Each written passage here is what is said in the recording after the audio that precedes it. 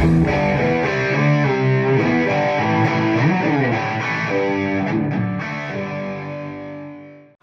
chers amis, les internautes, mes amis sur YouTube, bienvenue sur, ça c'est ma note, bienvenue sur ma chaîne Guitare Maroc Workshop and Chronicle. Et aujourd'hui, on va parler des lampes, des amplis.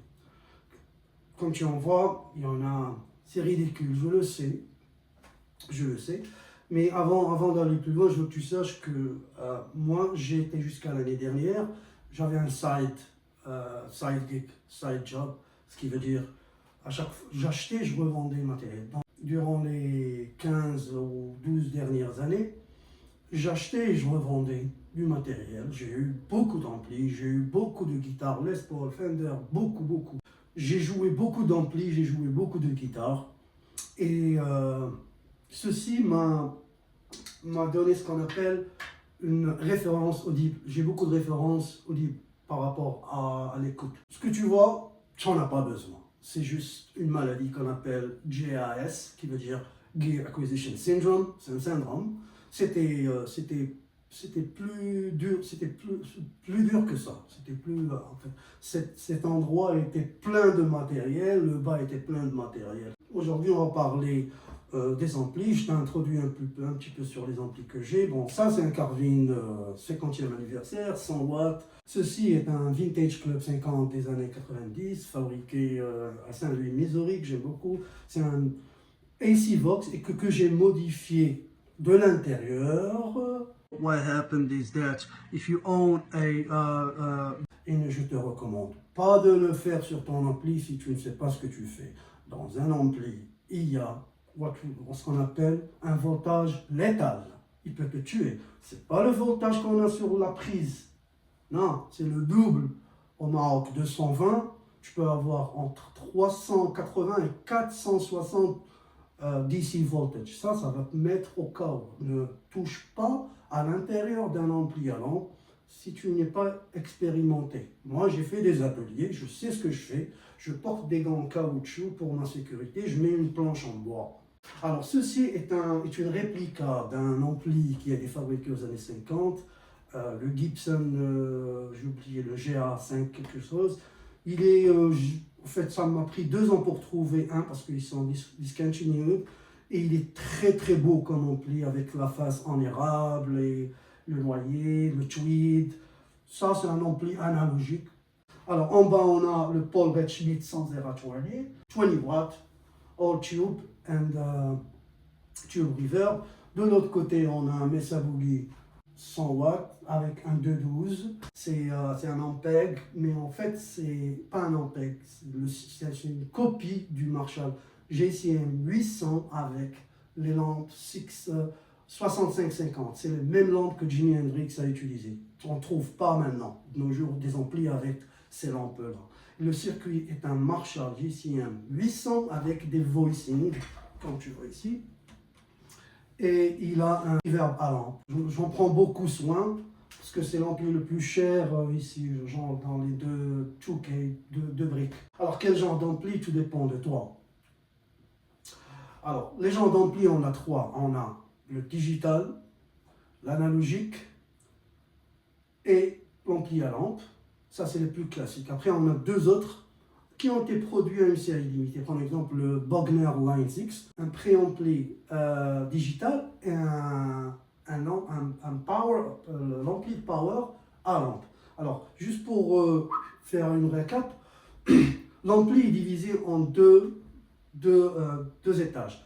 La préamplification et l'amplification sont 2 choses différentes. La préamplification, c'est l'égalisation. Le volume, c'est l'amplification. Après, tu as les PV2. Ceux-là, ils ont, soit tu trouves, ils ont un préampli analogique et un ampli à lampe.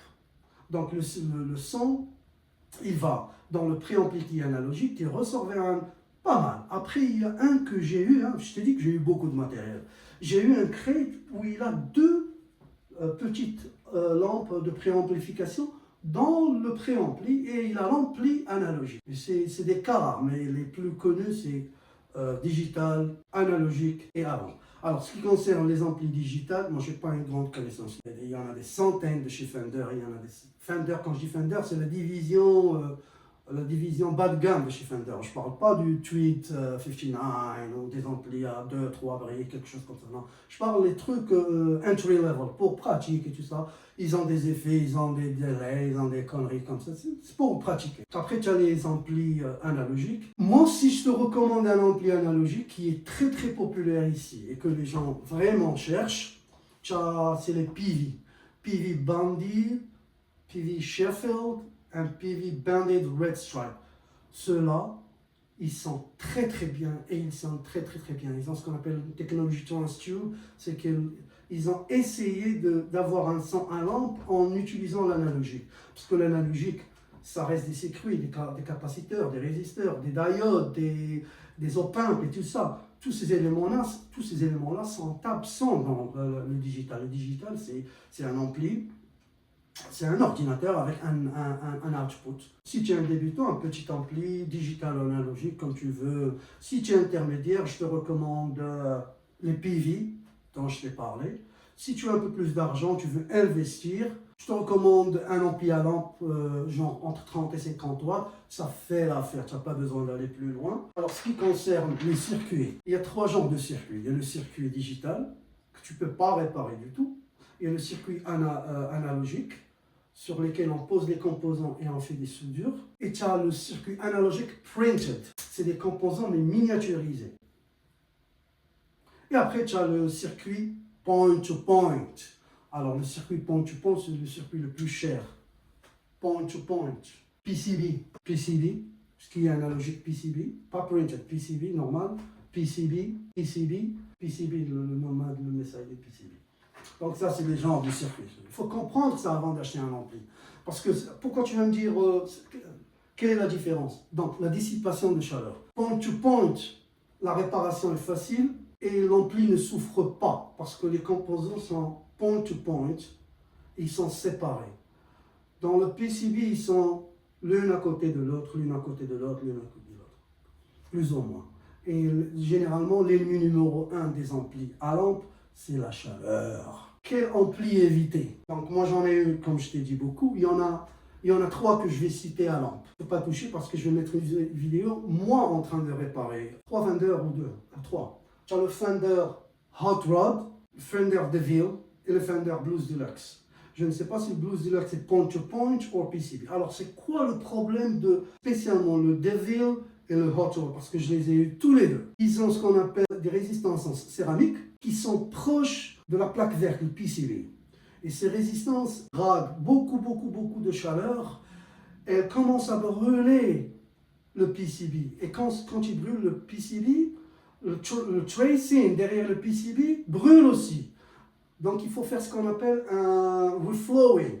Ce reflowing, soit il marche pas. Et s'il ne marche pas, ça y est. Les traces dans le PCB, elles sont si fines comme des cheveux là. I see the burn spot right here. This is the common issue with Fender Hot Rod Deluxe.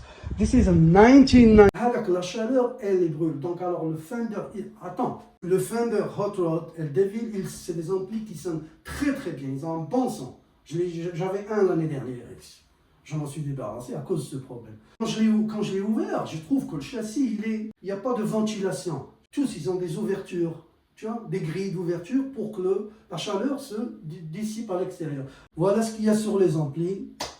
Merci d'avoir vu tout ça. C'était juste une introduction d'ampli, expliquer un petit peu le circuit et tout le reste.